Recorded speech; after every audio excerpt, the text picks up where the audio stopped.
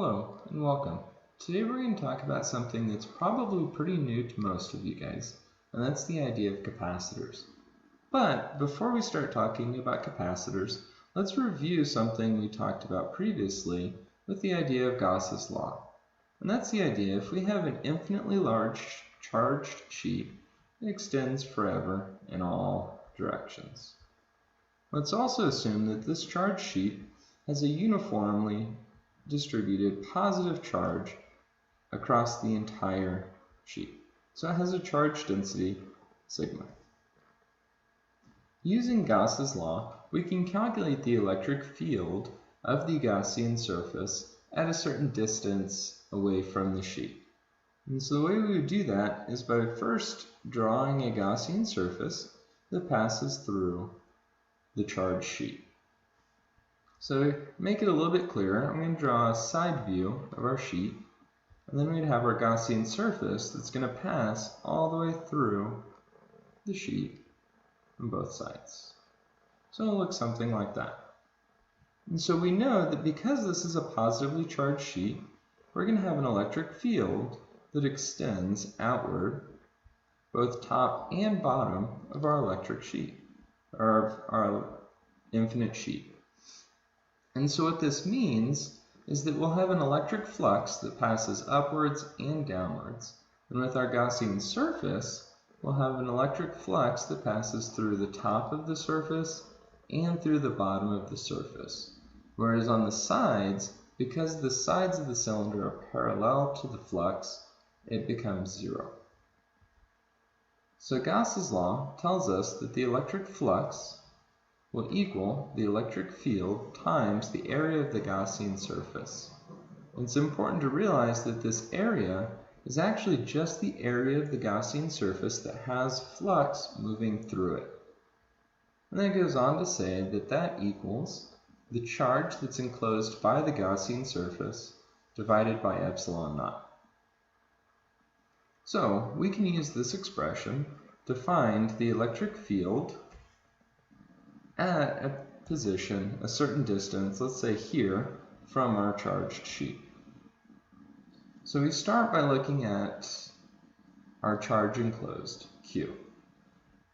We can find the charge enclosed by the Gaussian surface by looking at the actual area that the surface takes up. And so this area has a certain amount of charge enclosed inside of it that's defined by its charge density.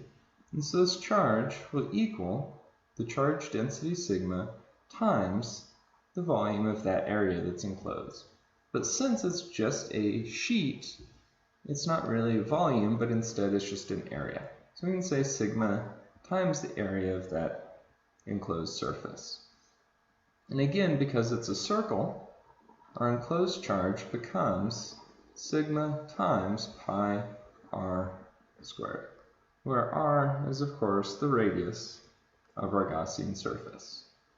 So we can make this substitution, and it gives us sigma over pi r squared.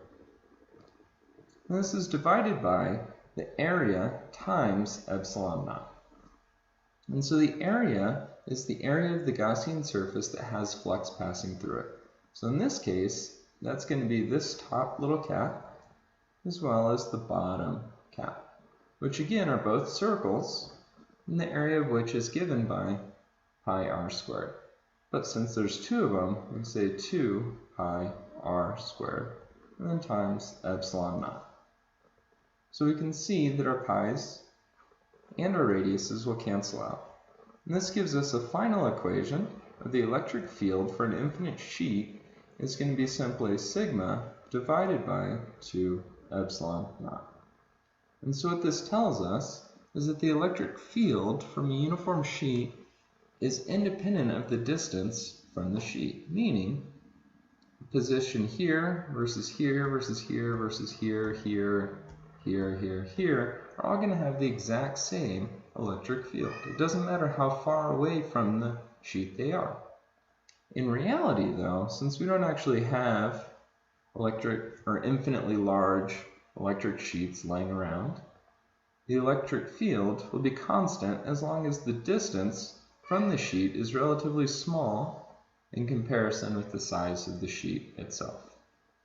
So let's look at how this expression applies to our idea of capacitors. So let's take this same idea of an infinitely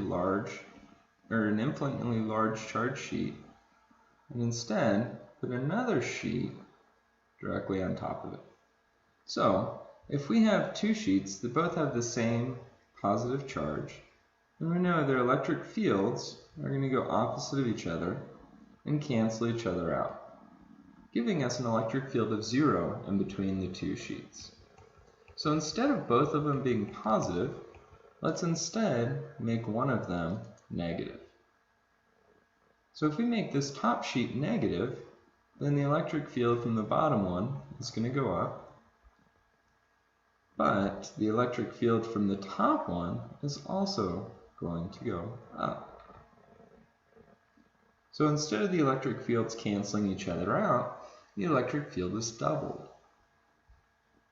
And so, using the previous expression, we can say that the electric field in this area is going to be 2 times sigma over 2 epsilon naught.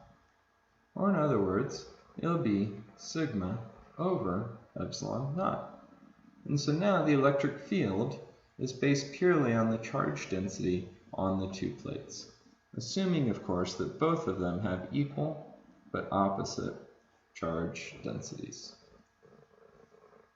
Most of the time, however, we won't know the actual charge density, but instead we'll know just the charge. And since charge density just equals Q over A, we can rewrite this expression as the electric field will equal the total charge divided by the area of each plate times epsilon naught. So it's important to realize that this is the charge on either plate. So both plates will have equal but opposite charges. And this area is the area of each plate, not the combined area of both plates. So this pretty much is a capacitor. We can define a capacitor as just simply two conducting plates that carry equal but opposite charges, and as a result, it creates an electric field between the two plates. And so each plate has an opposite charge, and so it results in a potential difference between the two plates. And so in a simpler term, we can define them as objects that store electrical charge. So that's all a capacitor is. We use capacitors for all kinds of things. In the simplest example, if we have a capacitor, and these are the two plates of the capacitor, and then we have a battery. And of course the battery has a positive and a negative terminal, and we connect the battery to either end of the plates. And so what happens, because these plates are initially neutral, the positive end pulls all the negative charge out of that plate, and the negative end pushes negative charge into that plate. So as a result, this plate becomes negative and this plate becomes positive. This is what charging a capacitor means. And it also means that for a short period of time, through these two wires, there's a current flowing until the capacitor becomes fully charged. Once it becomes fully charged, the current becomes 0 through the wires. So then, if you disconnect the battery,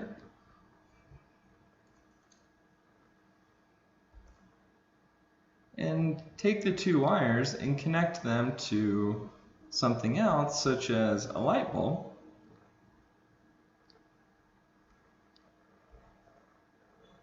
like such, because the capacitor is storing a charge, which in turn means it's storing energy, when we connect the circuit with the light bulb, it causes the light bulb to light up for a short period of time, because now the current is created between the negative plate and the positive plate. But as soon as the capacitor is drained of its charge that it was storing, the current stops. And so as a result, these devices are really good devices for storing an amount of electrical charge for a long period of time to be released very, very quickly. And so the way that they're used is for exactly that, such as camera flashes or defibrillators in hospitals. They're an easy way to store charge to release in a very, very short period of time.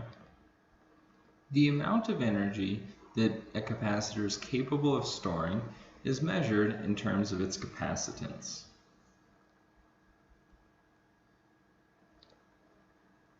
And its capacitance is simply defined as the ratio of the magnitude of the charge on either conductor to the potential difference between the conductors.